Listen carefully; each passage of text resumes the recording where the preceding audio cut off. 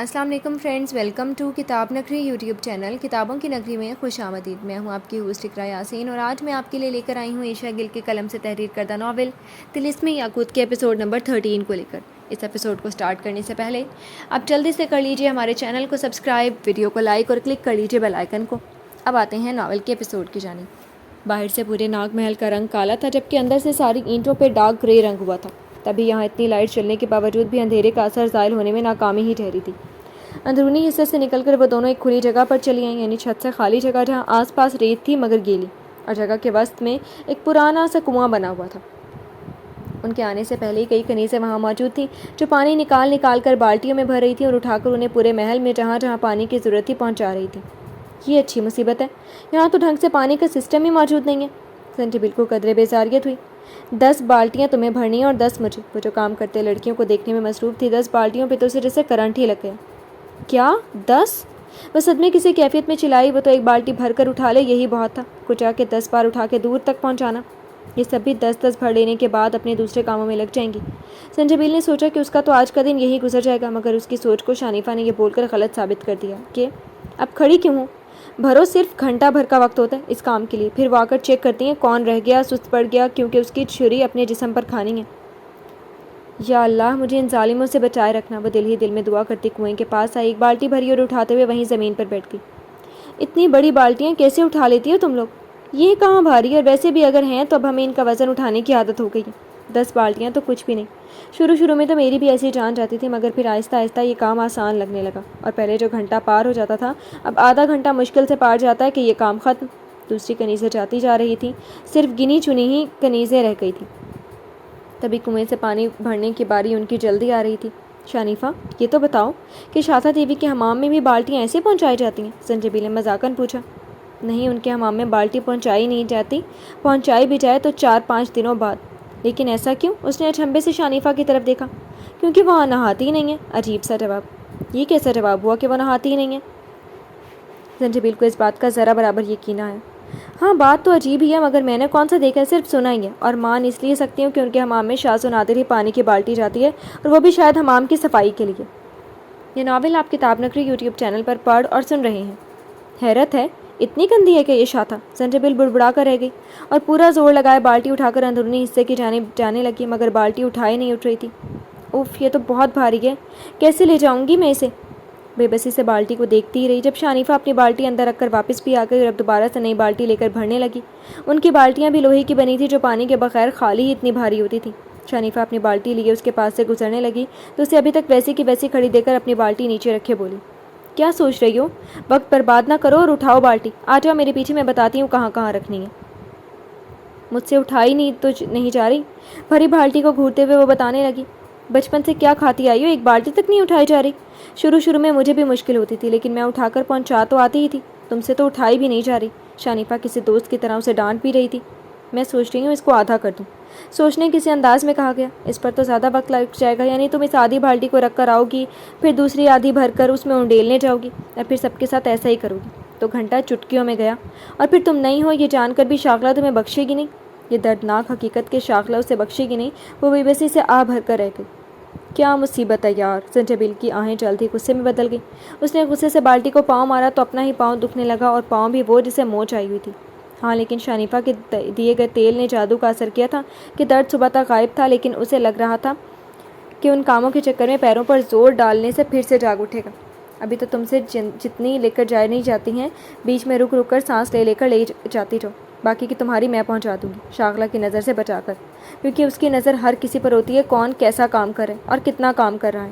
جب بھی وہ تمہیں دکھے تو یہ ظاہر مت کرنا کہ تم سے کام ٹھیک سے نہیں ہو پا رہا، بلکہ اعتماد سے کرنا، دکھاوا ہی صحیح، سمجھ گئی تم؟ شانفہ نے اس کے کندھے پر ہاتھ رکھتے ہوئے کہا، احساس مند لہجے میں کہا تو وہ سر ہلانے لگی۔ شانفہ نے ہوتی تو کیا ہوتا میرا؟ اس نے دل میں سوچا، اور یہ بھی کہ کامل نے بھی تو یہی کہا تھا کہ اپنا اعتماد نہ چوکنے دینا۔ تم کتنی اچھی ہو یار۔ سنجیبل کی اس تعریف پر شانفہ صرف مسکرا کر رہ گئی، یعنی اسے اب اپنا بھاری کاموں کے ساتھ ساتھ سنجیبل کی مدد بھی کرواتے رہنا تھی۔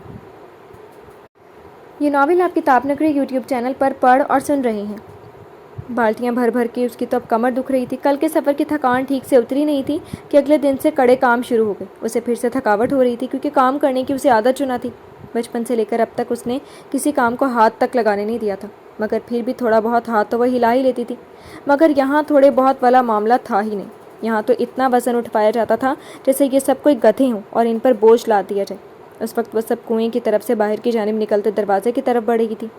کھانے میں انہیں گنی چنی سبزیاں دی جاتی تھیں جو بے ذائقہ اور عجیب سی ہوتی، ایک تو کھانا کم مقدار میں، دوسرا بے سواد، اور تیسرا اس پر مشقت بے حساب۔ زنجبیل کے اندر تو ویسے بھی گزری طبیعت کی خرابی کے سبب کمزوری ابھی تک موجود تھی۔ یہ جگہ کچھ یوں تھی کہ کنویں والے ایریا سے ایک دروازہ باہر کی کھلی جگہ کی طرف نکلتا تھا جہاں دور دور تک ریت ہی ریت پھیلی ہوئی تھی۔ اس دروازے کے پار چند تگڑے آدمی کھڑے تھے جو شاید ان پر نظر رکھتے تھے، لیکن اس کے علاوہ بھی یہیں ڈیوٹی دیتے تھے۔ تیز دھوپ اور اس کی تپش، جسم جھلساتی گرمی اور پیروں کو آگ لگاتی ریت، گرمی سے زنجبیل کا تو برا حال ہو رہا تھا۔ پیروں میں جوتا ہونے کے باوجود بھی وہ جلے پیر کی بلی کی طرح یہاں وہاں ہوتی بار بار پاؤں اٹھا رہی تھی، پسینے سے پوری نچڑ رہی تھی۔ تمہیں اس قدر پسینہ کیوں آتا ہے آخر؟ رات میں تو گھبراہٹ ہو رہی تھی، اب کیا ہو رہا ہے؟ شنیفا ہر لمحہ اس کے ساتھ ساتھ تھی۔ سب کے جسم کا الگ نظام ہوتا ہے، تو میرا بھی الگ ہے، مجھے بارشوں کے موسم راس آتے ہیں۔ اچھا، شنیفا اچھا کہتی سر ہلا کے، جبکہ اس کے چہرے سے صاف ظاہر تھا کہ وہ زنجبیل کی بات سے مطمئن نہیں ہوئی تھی۔ ہم یہاں کیوں آئے ہیں؟ وہ دیکھ رہی ہوں کنیزیں کیا کر رہی ہیں۔ زنجبیل نے دیکھا کہ یہاں کوئی 6-7 کنیزیں ہی موجود تھے جن کے ہاتھ میں ایک ایک بھورے رنگ کی بوری تھی جس میں وہ ہاتھ سے گرم گرم ریت انڈیل رہی تھی۔ اس بوری کو لے کر جائیں گی کہاں؟ اس کا کیا استعمال ہوگا؟ گرم گرم ریت اٹھا کر لے جاتی لڑکیوں کے ہاتھوں کو دیکھ کر اس کی تو جان نکل رہی تھی۔ یہ شاتھا دیوی کے کمرے کے مخصوص حصے میں لے جائی جائیں گی اور وہاں جا کر الٹ دی جائیں گی۔ جواب ملا، مگر شاتھا دیوی اس ریت کا کیا کریں گی؟ پتہ نہیں کس فضول کام کے لیے اتنی محنت کروائی جا رہی ہے ہم سے، من ہی من میں جل کر کہا گیا۔ اپنے ناگن روپ میں آ کر اس گرم گرم ریت پر آرام فرمائیں گی اور کیا کریں گی؟ کندھے اچکا کر بتایا گیا۔ زنجبیل ہکا بکا اسے دیکھنے لگی کہ یہ کیسا آرام ہے، یہاں تو سب عجیب ہے۔ یہ کیا گرم گرم ریت پر سانپ بن کر لوٹنا؟ کھڑی کیوں ہو؟ آؤ بھائی ریت بھرو اس میں۔ شنیفا نے ایک بوری اس کی طرف بڑھائی اور خود کام میں مگن ہو گئی۔ یہاں کم ہی لڑکیاں تھیں جن کا کام صرف ایک ایک بوری بھرنا تھا، کیونکہ شاتھا کے ایک دن کے آرام کے لیے اتنی ریت کافی ہوتی تھی۔ وہ بھی اپنا حصہ ڈالتی آگے ہوئی اور بوری میں ریت بھرنے لگی، بلکہ جلد از جلد اس کام سے جان چھڑوانے کے لیے اندھا دھند بھرنے لگی۔ اور تبھی کسی نے اسے بالوں سے کھینچ کر اٹھایا۔ ایک درد بھری آواز اس کے حلق سے خارج ہوئی۔ کسی نے کھینچا اسے۔ یہ کیا ہوا اس کے بالوں کے ساتھ؟ پہلے تو اسے کچھ سمجھ نہ آئی سوائے درد کی، مگر جب ایک اور جھٹکا لگا بالوں کو تو اس کا چہرہ گھوم کر اس جلاد شاغلہ کے سامنے آ گیا، اور پھر سمجھ آئے گی کہ شاغلہ ہی ہے جس نے اسے بالوں سے جکڑ کر اٹھایا تھا، اور بال ابھی بھی اس کے ہاتھ کی گرفت میں تھے۔ یہ اتنی بڑی بڑی آنکھیں فضول میں رکھی ہیں کیا؟ تجھے گیلی ریت نظر نہیں آتی؟ یہ ہاتھ ٹھنڈا گرم محسوس نہیں کرتے؟ بول رہی لڑکی۔ تو زنجبیل کے ہاتھ پر اپنے تیز لمبے ناخن کاٹتی ہوئی بولی۔ درد بھری آہ اس کے منہ سے نکلی، آنکھوں میں نمکین پانی پہلے ہی ٹھہر چکا تھا۔ باقی کنیزیں اپنے دھیان میں یوں کام کر رہی تھیں جیسے یہ روز کا معمول ہو، کسی کی پکڑ ہونا اور دھلائی ہونا۔ ہاں، مگر شنیفا جھکی نظروں سے ہاتھ چلانے کے ساتھ ساتھ افسوس سے زنجبیل کو دیکھ رہی تھی۔ تجھے معلوم نہیں رہے کہ شاتھا دیوی کو ذرا بھی نم ریت محسوس ہوئی تو وہ تجھے بھسم کر دیں گی۔ چل نکال اس ریت کو، باہر الٹ کے بوری اور اوپر سے گرم ریت ڈال۔ شاغلہ نے ناپسندیدہ نظروں سے زنجبیل کو دیکھتے ہوئے کہا، اور بال ایک جھٹکے سے چھوڑے جس سے وہ سنبھل نہ پائی اور ریت میں دھستے پیروں کے سبب زمین ریت پر ہی جا گری۔ شاغلہ کے جاتے ہی شنیفا اس کے پاس آئی، سہارا دے کر اسے اٹھایا اور معذرت کرتی ہوئی بولی، معاف کرنا، میں تمہیں بتانا بھول گئی کہ رات کی بارش کے باعث ریت میں کافی نمی پیدا ہو گئی، اوپر سے تو خشک ہو گئی مگر اندر سے ابھی بھی گیلی ہی ہے۔ شنیفا کے شرمندہ لہجے پر زنجبیل کو نہ جانے کیوں سارا درد بھول گیا۔ یہ لڑکی جس کے نہ بتانے پر زنجبیل کا کوئی شکوہ کوئی گلہ بنتا ہی نہیں تھا، وہ کتنی شرمندگی سے اس سے معافی مانگ رہی تھی، یعنی واقعی ایک محبت کرنے والی دوست تھی وہ۔ کوئی بات نہیں، درد کے باوجود اس کی شرمندگی دور کرنے کی خاطر مسکراتے ہوئے بولی۔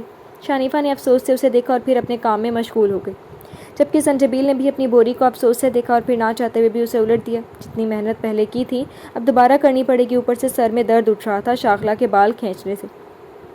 ہاتھوں کا پیالہ بنائے گرم گرم ریت بوری میں انڈیلتی زنجبیل کو اپنا حویلی میں گزرا وقت یاد آنے لگا۔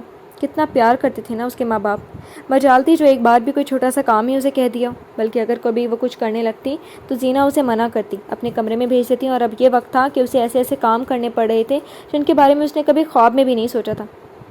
یہ ناول آپ کتاب نگری یوٹیوب چینل پر پڑھ اور سن رہے ہیں۔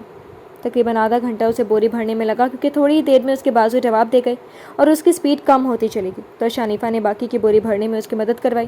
بس اکا دکا کنیزیں ہی موجود تھیں، باقی بوری گھسیٹے جا چکی تھیں۔ بوری بھر گئی تو اس کے بعد شنیفا نے اس کی کوئی مدد نہیں کر پائی، کیونکہ وہ اپنی بوری گھسیٹ کر لے جا رہی تھی۔ اللہ غارت کرے تجھے شاتھا، اور ساتھ تیری اس چمچی کو بھی۔ زنجبیل کا غصے اور بے بسی کے مارے برا حال تھا، اس لیے جھولی بھر بھر کر شاتھا کو بددعائیں دینے لگی۔ بھاری بھرکم بوری گھسیٹے وہ بھی شنیفا کے پیچھے پیچھے چلنے لگی۔ बाजुओं में पहले ही जान नहीं थी तो बोरी क्या घसीटती, मगर जैसे भी करके वो बोरी लिए जब एक कमरे में आकर रुकी तो इस कमरे में उसे अजीब सी वहशत होने लगी थी। उस कमरे की तमाम दीवारें काली थीं और ये पेंट नहीं था, ना ही रोगन, बल्कि ऐसा लग रहा था जैसे उन दीवारों पे स्याही मली हो या फिर कोयला रगड़ा हो। कमरे की बाहरी दीवार पर कतरे ऊंचे रोशनदान थे जिनमें से रोशनी और गर्मी ऐसे आ रही थी जैसे उनके बाहर आग जलाई गई हो। शायद ये कमरा सूरज के बिल्कुल मुकाबिल बनाया गया था। कमरे की दाहिनी दीवार पर सांपों की पेंटिंग बनी हुई थी। काली दीवार पर सुनहरी सांपों की ये पेंटिंग ऐसी थी कि जब तक पास जाकर ना देखा जाता हो यूँ लगता जैसे दीवार पर सचमुच के सांप इकट्ठे हुए हों। कमरा काफ़ी बड़ा था और उसका फर्श ईंटों का था जो कि इतनी साथ साथ जुड़ी हुई थी कि एक दूसरे के साथ लगने से उनके दरमियान कोई हल्का सा खला भी दिखाई नहीं दे रहा था। ये तो था अब सिर्फ कमरे का बैरूनी हिस्सा, यानी ख्वाबगाह तो अंदरूनी जानिब थी। जिस दरवाजे के साथ जंजबील खड़ी थी वो बैरूनी हिस्से का दरवाज़ा था, जबकि उसके बिल्कुल सामने वाली दीवार में भी एक दरवाज़ा नस्ब था, उस जिसके अंदर शाता का बेड और दीगर ज़रूरियात की चीज़ें थी, मगर अभी वह दरवाज़ा बंद था। जंजबील कमरे का बाकी जायजा वहीं छोड़े जल्दी से रेत उस हिस्से में उंडेलने लगी जहाँ बाकी कनीज़ें उंडेल कर गई थीं। अल्लाह करे तुम इस तपती रेत में जलकर मर जाओ, जंजबील ने दुआ की, मगर जानती थी कि ये दुआ करने का कोई फ़ायदा ना था। वो नहीं जानती थी कि शायद यही रेत तो उसे ज़िंदा रखती थी। रेत उंडेले बोरी खाली किए वो कमरे से निकल आई और खुलकर सांस ली। ऐसा लगा जैसे रुकी सांस बहाल हुई हो। खाली बोरी वापस उसी जगह रखते वो अपने हाल की तरफ आई जब एक कनीज़ ने उसे रोका। अरे ओ लड़की, किधर? मैं वो अपने कमरे में जा रही हूँ, जंजबील ने एकदम से जवाब देने की बजाय रुककर जवाब दिया। लगता है नहीं आई हो, तभी नहीं मालूम कि काम के वक्त कोई भी कनीज़ हॉल में दिखाई दे तो उसका क्या हशर होता है। तुम वही हो ना जिसकी अभी कुछ देर पहले शाखला से शामत आई थी? बोलते बोलते उस कनीज़ ने सोचने के से अंदाज में पूछा। ना चाहते हुए भी जंजबील का सर हाँ में हिल गया। तुम फिर आओ मेरे साथ पकवान खाने में भी, अभी काम पड़ा है। उफ़, अगर कोई लड़की मिली तो वह भी काम पर लगाने वाली। ये मेरे कुछ देर आराम करने के बाद नहीं आ सकती थी? जंजबील हसरत भरी सोच लिए सर झटकती उसके पीछे चल पड़ी। पकवान खाने में इतनी बड़ी बड़ी केतलियाँ थीं, ऐसे जैसे देगे हों, और उनके नीचे आग जलाई गई थी। आग की क्या ज़रूरत? इन बर्तनों को गर्म तपती रेत पर कुछ देर रखी जाएं तो ये वैसे ही खाना पक जाए। जंजबील ने यहाँ की गर्मी को मद्देनज़र रखकर सोचा था, और पकवान खाने में तो वैसे ही उसका बुरा हाल हो गया था। यूँ लग रहा था जैसे वो किसी आग लगी चार दीवारी में कैद हो गई हो। उस वक्त उस गर्मी को वो कैसे बर्दाश्त कर रही थी कि बस वही जानती थी। पता नहीं इस कदर गर्मी में अब तक कैसे ज़िंदा हूँ मैं। उसे खुद पे भी हैरत हुई कि चकरा कर गिर क्यों नहीं पड़ी। शानिफा भी यहीं थी और जंजबील के सुबह दिए गए जवाब की वजह से उसने अब तक के जंजबील के उसके पसीने के बारे में बिल्कुल ना पूछा था, जिसमें वो नुचड़ रही थी। उसे कोचा कोशक की नॉर्मल सर्दी रह रहकर याद आ रही थी, जहाँ उसे हर मामले में सुकून था। कौन कौन से पकवान बनाने आते हैं तुम्हें? आते भी हैं या नहीं? वो लड़की जो उसे यहाँ लाई थी पूछने लगी। क्या बनाना है? जंजबील ने बताने से पहले पूछना मुनासिब समझा, क्योंकि वो जानती थी कि उनके तो खाने भी काफ़ी मुख्तलिफ होंगे। केकड़े, मुख्तसर जवाब मिला, जबकि केकड़े का नाम सुनकर जंजबील का हलक तक कड़वा हो गया। उसे लगा शायद वो कनीज़ उसके साथ मजाक कर रही है। तभी उसने दोबारा पूछा, क्या कहा? केकड़े? क्या सच में? हाँ और नहीं तो क्या, शाथा देवी का मनपसंद खाना है, जवाब मिला। जंजबील का तो केकड़ों को सोचकर ही दिल ख़राब हो रहा था, और अब सामने साबुत केकड़े देखकर तो मतली ही आ गई, जिन्हें वो कनीज़ गर्म जोशीले पानी में डाल रही थी। ये नावल आप किताब नगरी यूट्यूब चैनल पर पढ़ और सुन रहे हैं। अक्सर मुल्कों में केकड़े खाए जाते थे, इसमें कोई बड़ी बात ना थी, मगर यहाँ तो जिंदा केकड़ों को उबलते पानी में उंडेल दिया जाता, और ये देखकर जंजबील का वहाँ खड़े होना दो भर हो गया। इसलिए वह परे जा खड़ी हुई, क्योंकि अब पकवान खाने से निकलने से तो रही। उसे बहुत बेचैनी हो रही थी उस नागिन को देखने की, जिसकी वजह से ही तो वह यहाँ आई थी, जिसकी वजह से उसे अजीब व गरीब देखना, सुनना और करना पड़ रहा था। एक रात और आधा दिन गुजर चुका था उसे यहाँ, मगर अभी तक उसने शाथा को नहीं देखा था। कहाँ चली गई? यहाँ आओ और हाथ हिलाओ। अपना काम बांटना पड़ता है यहाँ बीबी, वरना सब भूखे ही मर जाएं। उस कनीज़ ने उसे बुलाया, और भूखे मरने से उसका मतलब था कि काम होगा तो उन सबको खाना मिलेगा। क्या करना है मुझे? जंजबील ने वहीं खड़े खड़े पूछा। लहजा उसका उखड़ा उखड़ा सा था। वही जो मैं कर रही हूँ, वो मज़े से बोली, जबकि ये सुनकर जंजबील को कपकपी आ गई। यानी अब उसे जिंदा केकड़ों को उठाकर पानी में पटकना है? नहीं नहीं, कभी नहीं, मैं तो इनके पास भी न फटकूँ। जंजबील ने एक बार फिर कपकपी लेते सोचा, कोई और काम है तो बताओ, ये तो बहुत आसान है। जंजबील ने अच्छा बहाना बनाया था केकड़ों से बचने का। ओह, तो तुम्हें मुश्किल काम करना पसंद है, तो फिर ठीक है, दे देती हूँ तुम्हें दूसरा काम। जंजबील ने बोल तो दिया, मगर अब भुगतना भी तो पड़ना ही है, लेकिन कम से कम केकड़ों से तो बची। वो इस तीसरे वाले खाने में पत्थर का बर्तन है, साथ ही एक भारी डंडा भी। उन दोनों को निकालो और ये मसाले पीसो बैठकर, मगर हाँ ज़रा जल्दी, क्योंकि केकड़े तलने के करीब ही उन पर लगाने हैं मुझे। कनीज़ साहिबा ने किसी मलिका की तरह हुक्म दिया तो जंजबील तीसरे खाने की तरफ बढ़ी। उसे खोला तो एक पत्थर का चट्टोबट्टा दिखाई दिया, मगर जैसे ही वो उसे बाहर निकालने लगी वो इतना भारी था कि टस से मस ना हुआ। زنجبیل نے مدد طلب نظروں سے شانفہ کی طرف دیکھا جو اتفاق سے اس کی طرف ہی دیکھ رہی تھی۔ دونوں کی نظریں ملیں تو پھر وہ اس کی مدد کو اس کے قریب چلی گئی تھی۔ کس نے کہا تھا اپنے پیروں پر کلہاڑی مارنے کے لیے؟ اب بھگتو۔ زنجبیل کو گھرکتے ہوئے اس نے زنجبیل کے ساتھ زور لگایا اور پھر دونوں کی مدد سے چٹو بٹا باہر نکل آیا۔ تو تمہارا کیا مطلب ہے؟ میں کیکڑے ہاتھ میں لیتی؟ ایک چرچری لیتے ہوئے اس نے کہا تو شانفہ حیران ہوئی۔ یہاں کا بچہ بھی کیکڑے اٹھا کر پٹکتے تھے، تم تو ان سے بھی رہی گئی گزری نکلی شالہ، تم تو مجھے بات بات پر حیران کر دیتی ہو۔ چھپ کر کے ثابت مسالے ڈالتی زنجبیل کی طرف دیکھتے ہوئے اس نے کہا تو زنجبیل نے کوئی جواب نہ دیا، بلکہ بھاری بھرکم ڈنڈا جسے اٹھا کر استعمال کرنے ہی لگی تھی جب اوپر کا سانس اوپر اور نیچے کا سانس نیچے رہ گیا۔ ہائے، میں اتنی وزنی چیزیں اٹھا کر مر ہی جاؤں گی۔ زنجبیل کیا بنے گا تمہارا؟ وہ رو دھونے کو ہوئی جب شانفہ اسے افسوس سے دیکھتی پلٹ گئی۔ یہ ناول آپ کتاب نگری یوٹیوب چینل پر پڑھ اور سن رہے ہیں۔ مسالے ابھی پوری طرح سے پیسے بھی نہیں گئے تھے کہ زنجبیل کی ہمت جواب دے گئی۔ شانفہ ٹھیک کہہ رہی تھی، اپنی پیروں پر کلہاڑی مار لی میں نے، مگر کیکڑے؟ اف توبہ توبہ۔ تو کبھی کیکڑوں کو تو کبھی اس بھاری ڈنڈے کو دیکھنے لگی۔ دونوں کام میں اس کی جان کو عذاب تھے۔ اے لڑکی، ذرا جلدی ہاتھ چلاؤ، کھانے کا وقت ہو رہا ہے۔ شاتا دیوی کو کھانا وقت پر چاہیے ہوتا ہے، اگر کبھی وقت پر کھانا نہ لگایا جائے تو شاتا دیوی دیر کرنے والے کا ایسا حال و انجام کرتی ہیں کہ بس سوچ ہے تمہاری۔ زنجبیل کو مجسمہ بنا دیکھ کر وہی کنیز روبدار آواز میں بولی تو وہ چونکی اور دل ہی دل میں شاتا اور اس کی تمام چمچیوں کو کوسنے کے ساتھ بد دعا دینے لگی۔ تمام تر ہمت جمع کرنے کے بعد آخر اس نے مسالے پیس ہی لیے اور پھر انہیں ایک پیکٹ میں نکالتی کنیز کے پاس لے آئی۔ اب میری شکل کیا دیکھ رہی ہو؟ ان مسالوں کو لگاؤ ان پر۔ کنیز نے پلیٹ لیے کھڑی زنجبیل کو کیکڑوں پر مسالہ چھڑکنے کا کہا تو وہ ناک پہ چڑھاتی بنا کیکڑوں کو ہاتھ لگائے اوپر سے یہ مسالہ ڈالنے لگی۔ آخر کچھ دیر بعد وہ کیکڑے اس کی نظروں کے سامنے سے لے جائے گئے تو اسے سکون کی سانس نصیب ہوئی۔ یا اللہ، مجھے ہمت دینا ایسی چیزیں اور رویے سہنے کی۔ بنا ہاتھ اٹھائے اس نے دعا کی اور پھر اس کی نظریں شانفہ کو تلاش کرنے لگی جو پکوان خانے میں تھی ہی نہیں۔ یہ پکڑو اور چلو آؤ میرے پیچھے۔ وہی کنیز جو کچھ دیر قبل باہر آئی تھی اور اسے کٹی سبزیوں یعنی سلاد کی 2 پلیٹیں تھمائیں اور اپنے پیچھے چلنے کا حکم دیا۔ یوں لگتا تھا جیسے وہ کنیز پکوان خانے کی انچارج ہو جو خواہ روب جاڑتی پھر رہی تھی۔ زنجبیل کو اس سے بحث کرنے کا کوئی موڈ نہیں تھا۔ کچھ تھی بھی وہ ان کی دنیا میں، اگر اپنی دنیا میں ہوتی تو اس کی چٹیا پکڑ کر ایسے گھماتی کہ لگ پتہ جاتا اسے۔ یہ اس میز پر رکھ دو اور دیکھ لو کہ کوئی چیز بے ترتیبی سے تو نہیں پڑی، اگر پڑی ہے تو ترتیب سے رکھ دو اور آ جاؤ واپس۔ کنیز اتنا کہہ کر خود شاہی خانے سے باہر نکل آئی جبکہ زنجبیل بے دلی سے چیزوں کی سیٹنگ دیکھنے لگی۔ شاہی خانے میں شاتا کا کھانا لگتا تھا، یہاں وہ تنہا بیٹھ کر کھانا کھاتی تھی۔ ہاں، بس 2-3 کنیزیں اس کے ارد گرد کھڑی ہوتی تھی تاکہ ان کی ملکہ کو اگر کسی چیز کی ضرورت پڑے تو فوراً سے لا دیں۔ ارے پانی تو میز پر موجود ہی نہیں ہے، حد ہے، سب سے اہم چیز ہی نہیں رکھی گئی۔ خیر اس کے علاوہ تو سب کچھ ٹھیک ہے۔ زنجبیل پانی لانے کا ارادہ کرتی ایک آخری نظر ڈالتی باہر نکلنے لگی جب شاہی دروازے سے ایک کالے رنگ کی لمبی مصری طرز کی نازیبا پوشاک پہنے وہ اندر داخل ہوئی جس کی موت بن کر زنجبیل یہاں آئی تھی۔ تو آخر وہ گھڑی آ ہی گئی جب زنجبیل کا اس ظالم دیوی سے سامنا ہونا تھا جس نے کئی زندگیوں پر ظلم ڈھا کر ان کی بد دعائیں لے رکھی تھیں، جو بے شمار لوگوں کی نفرت کا باعث بنی ہوئی تھی، جس نے محبت نچھاور کرنے والی ایک ہنسی احساس مند دیوی کو ان لوگوں سے ہمیشہ کے لیے چھین کر خود ناگ محل پر قبضہ جما لیا تھا۔ یہ ناول آپ کتاب نگری یوٹیوب چینل پر پڑھ اور سن رہے ہیں۔ وہ وقت آ ہی گیا تھا جب وہ شاتا دیوی کے روبرو کھڑی تھی۔ نفرت کا سمندر زنجبیل کی رگوں میں ٹھاٹھے مار رہا تھا مگر وہ ان موجوں پہ ضبط کیے کھڑی رہی۔ کالی پیروں تک کو چھوتی نازیبا پوشاک، گوری رنگت، بیضوی چہرہ، مغروری ناک، سرخ ہونٹ، کمر سے نیچے تک آتے شدید کالے بال، اکڑی گردن جس میں سریا فٹ ہو، مختلف رنگوں کی سانپوں کی صورت والی انگلیوں میں مقید انگوٹھیاں اور سب سے ہٹ کر ایک خاص چیز یعنی شاتا دیوی کے سر پر ٹکا سرخ یاقوتوں والا تاج۔ ہاں یہی تو تھا فساد کی جڑ۔ زنجبیل کی نظریں اسی تاج پر ٹک سی گئی تھیں۔ وہ کتنا خالی لگ رہا تھا، نہ صرف ایک درمیانی یاقوت کے نہ ہونے سے، وہ یاقوت جو اس زنجبیل کے گلے میں ٹائی کے نیچے مقید تھا۔ اس عورت کو دیکھ کر زنجبیل کو سوائے نفرت کے کچھ بھی محسوس نہ ہوا۔ یہ وہ عورت تھی جس کے قبضے میں اس کے ماں باپ برسوں سے پہاڑی دنیا سے وفاداری کی سزا کاٹ رہے تھے۔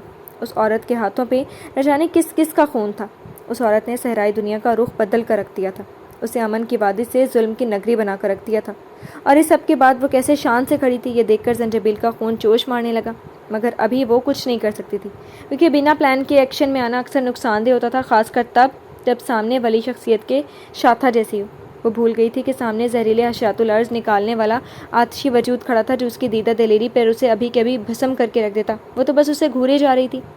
نہ جانے کیسے کر پاؤں گی میں اس دشت کا مقابلہ، کیسے گاڑوں گی میں اسے زمین کے اندر، کیسے دوں گی مات، کیسے؟ وہ بس سوچ کر رہ گئی۔ جی تو فرینڈس، کیسی لگی آپ کو آج کی ایپیسوڈ؟